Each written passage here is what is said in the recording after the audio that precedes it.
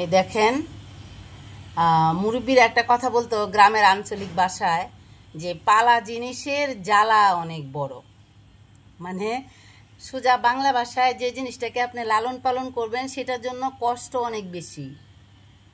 তো এই দেখেন, নলা মাছ দিয়ে বাদ দিছি মিটুকে। মিটু শরীরটা ভালো না, বেশি বাগি থাকে, এই তার ঠান্ডার দুষ্টা যাচ্ছে না। তারপরে এই যে তার চোখটা দেখেন, এই চোখটার মধ্যে আঘাত পাইছিল, এইটা আছে। তারপরে মাঝে মধ্যে একজনের সঙ্গে আরেকজন ফাইট করে, একটা চর মারলে হয়তো চরটা যদি চোখে গিয়ে লাগে তখন আবার চোখটা ব্যথা করতে থাকে। তো এই ড্রপ, এই মেডিসিন, এই ঠান্ডার জন্য সিপ্রোক্সিন দিচ্ছি। এখন মনে করেন খাবার নিয়ে এরকম করে। গতকাল আমি পোলার চাল পাটাতে বেটে একটা লিকুইড তৈরি করি বালির মতো করে, সেটা তৈরি করে খাওয়াই। কেন? যেন ডিহাইড্রেশন না হয় আর দুর্বল হয়ে না যায়। কারণ একটা মানুষ, আপনারা জানেন, আমরা যদি খাওয়া দাওয়া করি ডেলি 3 বার, তার মধ্যে যদি আমরা সারাদিনে একবেলা খাই বা না খায় থাকি, সেক্ষেত্রে কিন্তু আমরা প্রচুর ক্ষুধার্ত হয়ে যাই, শরীর দুর্বল লাগে, শরীর কাঁপতে থাকে। অনেক সময় মানুষ ডিহাইড্রেশন হয়ে যায়। বেশি সময় খাওয়া দাওয়া না করলে, পানি না খেলে, খাবার না খেলে মানুষ ডিহাইড্রেশন হয়ে যায়। যেমন মানুষের যদি পাতলা পায়খানা হয়, সেক্ষেত্রে শরীর থেকে অনেক পানি বেরিয়ে গেলে যেরকম ডিহাইড্রেশন হওয়ার কারণে মানুষ মারা যায়, এরকম ক্ষুধার্ত মানুষ ক্ষুধা থাকলে অনেক বেশি, সেক্ষেত্রে যদি তার ডিহাইড্রেশন হয়ে যায় তখন দেখা গেল সেই দুর্বল হয়ে যায়, অনেক সময় মারা যায়। তো যার জন্য আমি এই কষ্টটা করতে দিই না। কষ্ট করে পোলার চাল পাটায় বাইঠা তারপরে সেটা দিয়ে বালির মতো তৈরি করে একটু একটু করে মুখে তুলে খাওয়াই। আচ্ছা, খাবারটা না খেলেও যেন শরীরটা দুর্বল না হয়, মানে বেঁচে থাকার জন্য আর কি। তো এভাবে আমি খাওয়াই। আর এত মর্জি করে ওকে একটা একটা করে ভাত মুখে তুলে তুলে খাইয়ে দিতে হয় আমার। মানে এই যে তাকে লালন পালন করছি, বা যারা আছে তাদেরকে লালন পালন করছি, তারা আমার সন্তানের মতো। বরং আমার সন্তান যদি একবেলা না খেয়ে থাকে, যে আম্মু ভালো লাগছে না, এখন আমি খাবো না, তাকে আমি জোর করি, কিন্তু ওদের মতো এত চেষ্টা করে আমি না খাওয়ায় ওদেরকে রাখিই না। এখন তাকে নলা মাছ দিয়ে বাদ দিছি, খাবে না। সে মুরগের কলিজা দিয়ে ভাত মেখে দিছি, খাবে না। লাস্টে আমি কি করেছি, এই যে আমার হালুম আছে, দেখেন কাঁচাতে সে ঘুমাচ্ছে হালুম। আমার হালুম হচ্ছে মলা মাছ, চিংড়ি মাছ, কাসকি মাছ এসবের শুকিয়ে একত্র করে পাঠায়, মানে ভাজার পরে মশমশা করে পাঠায় গুঁড়া করে, তারপরে সেটাকে একটা বয়মে বা একটা কিছু পটে ভরে রাখি।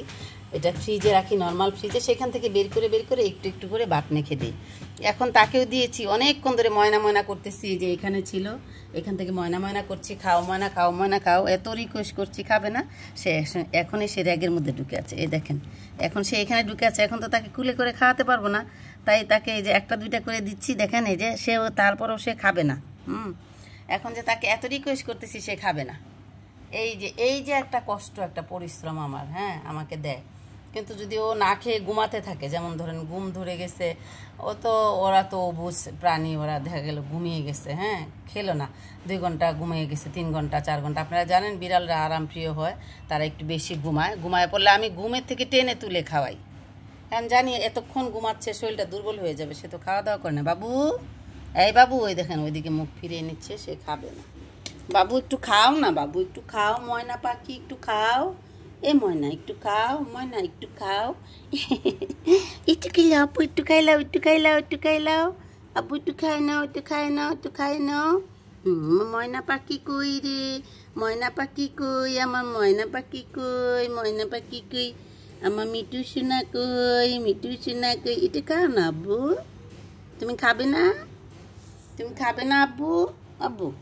আব্বু রে, আমি কত সময় বসে থাকবো তোমার কাছে, একটু খাও। ঠিক আছে, না খেলে থাকো, পরে আম্মু আবার খাওয়াই দিব, ঠিক আছে? হ্যাঁ, খাওয়া দাওয়া করে সে ঘুমাচ্ছে।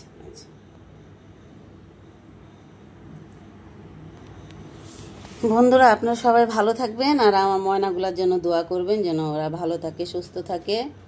আমি আপনাদের সমস্ত বন্ধুদের জন্য দোয়া করি, যেমন আল্লাহরা আপনারা সবাইদেরকে ভালো রাখে। আর সবশেষে একটি কথা বলতে চাই, দেশে এবং দেশের বাইরে প্রবাসে আমার যত বন্ধুরা রয়েছেন, সমস্ত বন্ধুদেরকে জানাচ্ছি আমার এক বুক ভালোবাসা। বড়দের জন্য রইল আমার সালাম, আর ছোটদের জন্য বুক ভরা ভালোবাসা।